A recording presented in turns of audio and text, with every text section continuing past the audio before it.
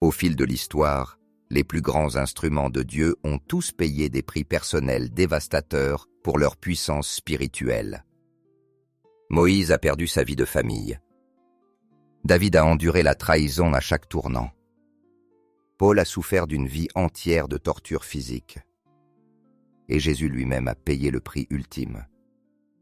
Vous avez prié pour obtenir plus de puissance, une plus grande onction et une autorité divine. Mais vous êtes-vous préparé à ce que ces prières coûtent réellement? Ce que la plupart des chrétiens modernes ne réalisent pas, c'est que la puissance divine n'est jamais venue sans un prix.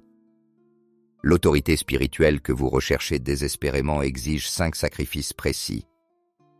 Et aujourd'hui, je vais vous les révéler. Jésus a dit, « Si quelqu'un veut venir après moi, qu'il renonce à lui-même, qu'il prenne sa croix chaque jour et qu'il me suive. »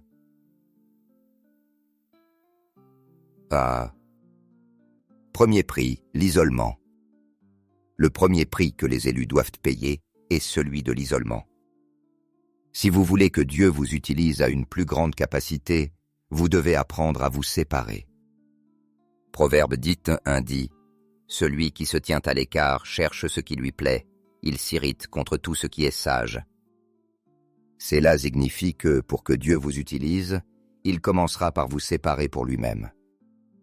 Cela peut impliquer de perdre des amis, de la famille, ou de ne plus avoir envie de fréquenter les autres. L'isolement vous libère d'abord des opinions humaines. Lorsque vous êtes seul avec Dieu, vous cessez de jouer un rôle devant les hommes et vous commencez à entendre clairement le ciel. Ensuite, l'isolement révèle ce qui est réellement en vous. Les distractions de la communauté masquent souvent votre véritable condition spirituelle. Enfin, lorsque personne d'autre n'est là pour vous aider, vous apprenez à dépendre uniquement de Dieu.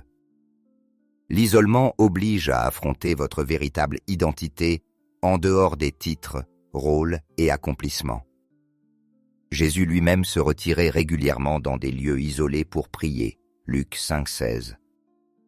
Avant chaque étape importante de son ministère, il s'isolait, même de ses disciples les plus proches. L'isolement n'est pas une punition, mais une préparation.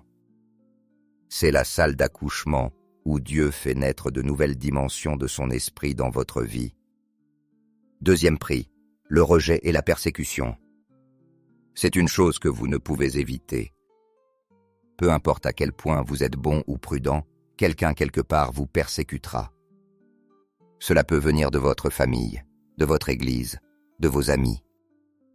Toute personne choisie par Dieu doit passer par l'école de la persécution. Attention, la persécution n'est pas la conséquence de vos fautes. Si vous faites le mal et que vous êtes repris, ce n'est pas de la persécution mais de la rétribution. La persécution survient lorsque vous faites tout correctement et que vous êtes malgré tout attaqué. Joseph a été rejeté par ses frères avant de sauver des nations. David a été poursuivi par Saül avant de régner. Jérémie a été jeté dans une citerne pour avoir dit la vérité. Daniel a affronté la fosse au lion pour sa foi. Et Jésus lui-même a été méprisé et rejeté des hommes. Ésaïe 53:3. La persécution sépare les vrais disciples des faux. Elle purifie vos motivations, approfondit votre empathie et vous introduit dans la communion des souffrances du Christ. Paul écrivait dans Philippiens 3:10-11 que la connaissance du Christ et de la puissance de sa résurrection passe par la communion à ses souffrances. La croix précède la couronne.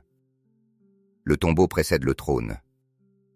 Troisième prix, l'abandon total et le sacrifice. Abraham l'a démontré en plaçant Isaac sur l'autel. Ce n'était pas un engagement partiel, mais un abandon total. Jésus l'a affirmé clairement dans Luc 14:33. « Ainsi donc, quiconque d'entre vous ne renonce pas à tout ce qu'il possède ne peut être mon disciple. » L'abandon total signifie céder le contrôle, les rêves, les talents, les possessions, les relations, la réputation. Rien ne doit être tenu si fermement que Dieu ne puisse le reprendre ou le réorienter.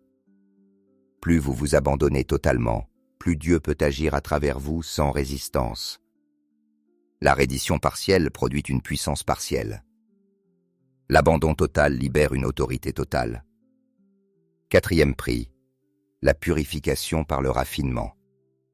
Malachie 3.3 déclare que Dieu purifiera les fils de Lévi et les épurera comme l'or et l'argent. Job disait, « Quand il m'aura éprouvé, je sortirai pur comme l'or. » Job 23.10. Le feu du fondeur brûle les impuretés, l'orgueil, la jalousie, les blessures, l'amertume, les péchés cachés, les mauvaises motivations. Dieu insiste sur la purification car la puissance sans pureté est dangereuse.